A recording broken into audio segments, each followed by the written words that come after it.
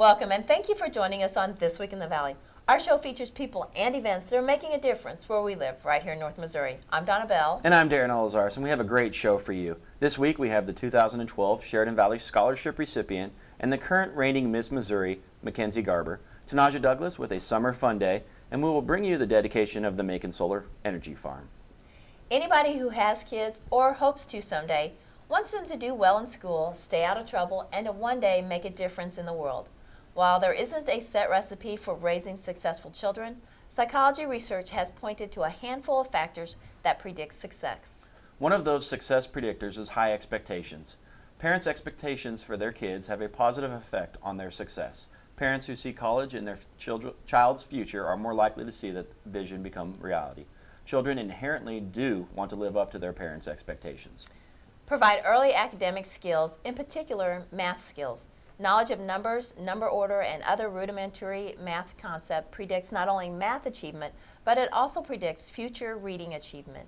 Parents who respond to their child's signals quickly and correctly and encourage their child to explore the world may be rewarded with long-term returns for their children, like healthier relationships and greater academic success.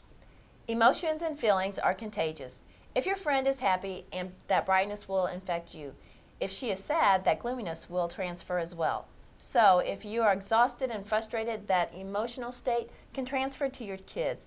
Your positive emotions and attitudes can transfer also. Teach a growth mindset.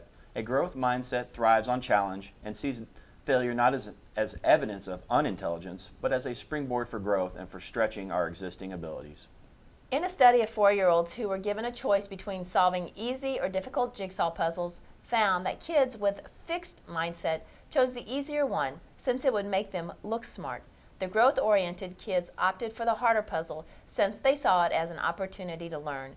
So when you praise your kids, don't congratulate them for being so smart. Commend them for working so hard. Reward the effort, not the achievement. Take time to talk and really listen to your kids. Encourage children to talk openly and let them know that talking through their feelings is a healthy way of expressing themselves. Provide children with a good example by talking with them about your own feelings. Parenting is the most important job you will ever have. It is also one of the most challenging. Your job of parenting changes as your child grows and matures, requiring you to adjust to their needs and ages of your children. Our first guest from the small town of Hale, Missouri, is enjoying success from all of her hard work. She is making a difference and has the opportunity to touch the lives of many. We welcome Miss Missouri, Mackenzie Garber. On our way home for the first time since being crowned Miss Missouri, Mackenzie Garber joins us right here in the studio. Congratulations on being crowned Miss Missouri. Thank you so much. How exciting was that for you? It was amazing. It was a dream come true. I've been working for this, I feel like, my whole life, and it's still sinking in. People keep asking me, has it sunk in yet that you're Miss Missouri? And I tell them, no, it hasn't, because it's been a whirlwind ever since I've been crowned. I've traveled about 3,000 miles, and it's been a whirlwind, so I haven't had time to even absorb it all, and I'm just wrapping my mind around the fact that I'm going to Miss America in 2 months. Oh, and that's not very much time. That's right around the corner. I know, it's a really quick turnaround, but I like it, because I get to keep my momentum going and that mindset of competition. Miss America a few years ago was in January, and I like that it's in September now in Atlantic City, where it started in 1921. So after Miss America, you can enjoy the holidays with your family and focus on being a state title holder if I shouldn't win Miss America. So you said it's been a lifelong dream. What happened? When did this start? What got you started on even thinking about this? Well, it kind of all started when I was 3, and my mom put me in dance, and I think every little girl has that dream of growing up and becoming a ballerina. But I remember sitting on the living room floor when I was little watching Miss America be crowned. And there's something so magical about when Miss America is crowned. I think everybody can feel it, whether they're at home watching it on TV or in the audience there at the pageant. And so it's always been a dream of mine, and especially to do a point dance on the Miss America stage. So I can't wait to go to Atlantic City on that famous stage and perform my point dance. Miss America is just such a timeless icon, and I still can't believe that I get to compete for that position. So tell us about the Miss Missouri pageant. What was that like for you? tell us about the competition and the other contestants. Well, it was one of the funnest weeks of my life, but it was also very rigorous. We got there on a Sunday and we didn't start competing until Wednesday. So it took a lot of mental strength to keep my stamina up for that whole week, because you get there on Sunday and you compete through Saturday. So we had a lot of fun events, a lot of lunches with local organizations in the community, and then competition started on Wednesday, an interview and talent, and then I competed in evening wear on Thursday, swimsuit on Friday, and then I had to start all over on Saturday in the top 10 when they clear the scores and you recompete in everything except for interview. Wow, it sounds like they did keep you very busy. So how has Yes. your lifestyle changed since you've been crowned? Well, like I said, it's been a huge whirlwind. As soon as you win, they take your pictures with your family and they interview you for the local newspaper, and then they whisk you away. And that's kind of, I haven't actually been home yet since I left for the pageant on June 7th. So I'm heading home today to Hale, Missouri to see my family, and I'm really excited. But I have traveled, I think, around 3,000 miles. I know I traveled over 2,000 miles in my first 10 days as Miss Missouri. So I've been to Arkansas to design my gown for Miss America. I went and watched the Miss Tennessee pageant. I went to Oklahoma to meet my trainer for swimsuit. And then I flew to Georgia this past weekend in Atlanta to shoot my official headshots for Miss America. So it's been a whirlwind, but it's been a dream come true. Oh my goodness. So talk to us about Hale. What was it like growing up in Hale and attending Hale School, and how did that maybe help form you to where you are today? It definitely shaped me into the woman that I am today. And we're all from a rural area, so we don't really think of it as a unique upbringing to grow up in a small town. But just going to college at Oral Roberts University in Tulsa, Oklahoma, students would always be so shocked when I told them that I was from a town of 400 people. They'd say, "You're more cultured than that." But it was growing up in that small town that made me so well-rounded. I had the opportunity to be involved in so many different activities, and I had so many mentors that were close to me that really invested in my life and poured into my life. And I think that's why I'm such a confident, well-rounded woman today that can represent America, because I can walk into any room and relate to someone and become their friend. And I just have so many experiences that I feel prepare me for the job. So true, so true. So tell us a little bit about your platform that you have. My personal platform is Character Plus, promoting inspiring lives of integrity through education. And this is something I've been passionate about since back in junior high, when I went to Washington, D.C. for a leadership conference, and I learned about all the character traits that make up a good model citizen, and I started doing public speaking competitions on character education through 4-H or FBLA, and that's just something that I've stuck with because I'm so passionate about it, and I think it's so important that students learn about character in the classroom, because unfortunately a lot of students don't get that at home. So I think that it's so crucial as the education system is shaping the minds of our future generations. Why shouldn't it be teaching them how to be good people? Yeah. And you attended college where? Oral Roberts University in Tulsa, Oklahoma. It's a private Christian school that educates the whole person, mind, body, and spirit. And I never planned on going to ORU, but they awarded me the full tuition Quest Whole Person Scholarship to reward me for more than academics, but also my well-roundedness, going back to that small town upbringing. So I didn't plan to go to ORU, but it ended up being the best thing that's ever happened to me, and it just shaped and cultivated me so well. And I don't honestly know if I'd be Miss Missouri if it wasn't for the experiences I had at ORU. And you actually graduated in 3 years in order to pursue your interests. Yes, I did, and call me crazy, but I took my freshman year of college online, my senior year of high school, and then I worked really hard all through my time at ORU to graduate a year early, and it was my dream job to be crowned Miss Missouri for that 4th year, and it came true, so I'm very lucky. So how does one truly prepare for the Miss America pageant? Wow. Well, that is a very loaded question. Let me try to put it in a nutshell for you. So there are various phases of competition, and you have to prepare as much as you can for each one. So it's a balancing act. You're watching the news every morning and having roundtables with peers and mock interviews to prepare for interviews so that you're educated on what's going on in the world and you're well spoken. You have to eat very healthy and work out to maintain a healthy body for the swimsuit competition.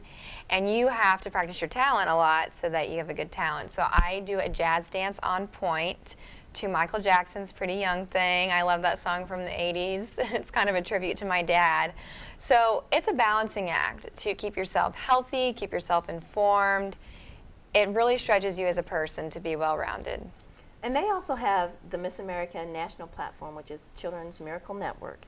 Yes. That you're really passionate about. Yes, I am. In 2011, I met a little girl named Cassidy Ray Lubering, and she has cerebral palsy, but I met her at a Children's Miracle Network fundraiser. It was actually a shooting clay tournament, and she just completely changed my life because even though she can't walk or talk or do a lot of the things that we can do, she's the happiest little girl, happiest person I've ever met in my life. And in that 5 minutes that I met her, she taught me so much about what it means to be happy, and it's a choice. It's not about your circumstances or what you have.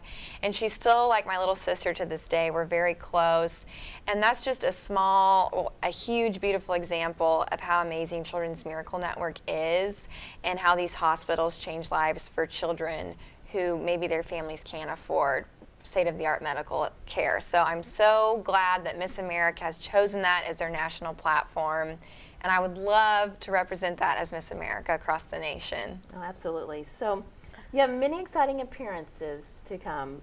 What are you most looking forward to? Wow, that's a really hard question. You know, my platform is character education, and my favorite appearances, I have to say, are going into those small schools and speaking to students and making their days and just encouraging them to be citizens of integrity and courage and respect. So I'm really looking forward to that. I'm hoping and crossing my fingers to throw out a Cardinals pitch at Busch Stadium or a Royals pitch for any of those of you who are Royals fans. I love them both, if that's allowed. So there's a lot of things I'm looking forward to. I'm looking forward to visiting Children's Miracle Network hospitals, and I'm really looking forward to going to Miss America. And that is, like you said, in 2 months. Tell us where, what time, and all the details about the competition. I will arrive at the beginning of September. It's about a 2-week ordeal for me, but you all at home can watch it on Sunday, September 13th, live on ABC Family. And hopefully I will make the finals. I think it's the top 10, and you can watch me recompete in those final phases of competition. So I would be so honored to represent this rural area. I feel that Missouri needs a Miss America. We've had one other one. I think it's time for another one. So I would be honored to bring home the gold. That would be so, I mean, you're so inspiring and just so much going for you. And we appreciate you being here and sharing with us. And we all wish you all the best in the next 2 months, and hopefully someday you come back and after September and visit with us as Miss America. I would love that. I would love that. I'll zip over here from Good Morning America. My next stop will be Sheridan Valley. So I would love that. And I appreciate y'all for having me today. Oh, thank you so much, Mackenzie. We appreciate you being here and being so inspiring. Well, thank you so much. You're It's my welcome. honor. Well, congratulations again, Mackenzie. What an inspiring young lady. And I'm so glad that she was able to take time to visit with us on CBTV. So, And good luck, right? yes, absolutely. In addition to its physical advantages, cheerleading is also a social team-based activity that can help improve kids' self-confidence and leadership skills. Working together to master difficult skills and routines to perform during sporting events can make kids feel more connected to school. These cheerleaders entertain the crowd as well as support the athletes on the field or court. Now some cheerleaders need your support. Our next guest, Tanaja Douglas, Macon High School cheerleading sponsor, joins us next to tell you all about the summer fun day they have planned.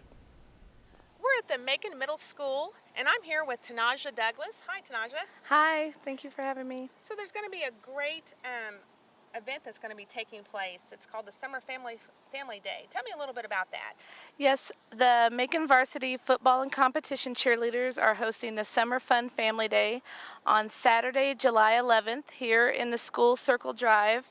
It'll be a huge event with bounce houses, water slides, bubble soccer, laser tag. We're hosting it in partnership with Rare Air Entertainment from Brookfield. I'm trying to do different fundraisers, kind of thinking out of the box. So this should be a big thing. We're also going to have food vendors, carnival-style games, and then our two big attractions, I think, are the Baby Show and Tiger Idol. Wow. So tell me a little bit about the baby show. How's that going to take place? Okay, the Baby Show will start at 11 a.m. and we'll have 6 different divisions. We'll do 0 to 3 months, 4 to 6 months, 7 to 12 months, 12 to 24 months, and then we'll have 2 and 3-year-olds Little Miss Macon Cheer and 2 and 3-year-olds Little Mr. Tiger Pride. The Little Miss Macon Cheer and the Little Mr. Tiger Pride theme should be like Macon Spirit, orange and black, and then the younger babies should just be summer fun theme. So just a casual summer theme. Okay. And then you said you're going to have a Tiger Idol talent show. That sounds really fun. Right. This is the one I'm most excited about. We're going to do Tiger Idol, and it's a singing competition, only singing, no dances or anything else. And each contestant will be able to sing a song up to 2 minutes. We're doing registration for that now. We have a lot of stuff out on Facebook, and they can email me if they need more information. And you can also pick up registration forms at CNR and Gina's Hair Hut and turn them into the high school office. Okay. So what other fundraiser are you going to do besides this event? Well, we also are doing a calendar sales. It'll be a Macon sports calendar. Each month will feature a Macon athlete. And then it'll be a school year calendar, so from August of this year till July of next year, and it'll have sporting events and school dates on the calendar.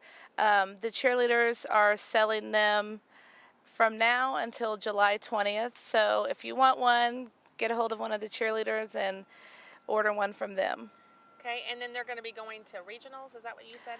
Right. We also are preparing for the regional cheerleading competition in July 23rd in Moberly, and that's the precursor to the state cheerleading championships. So we hope to do well and win at regionals and then move on to state.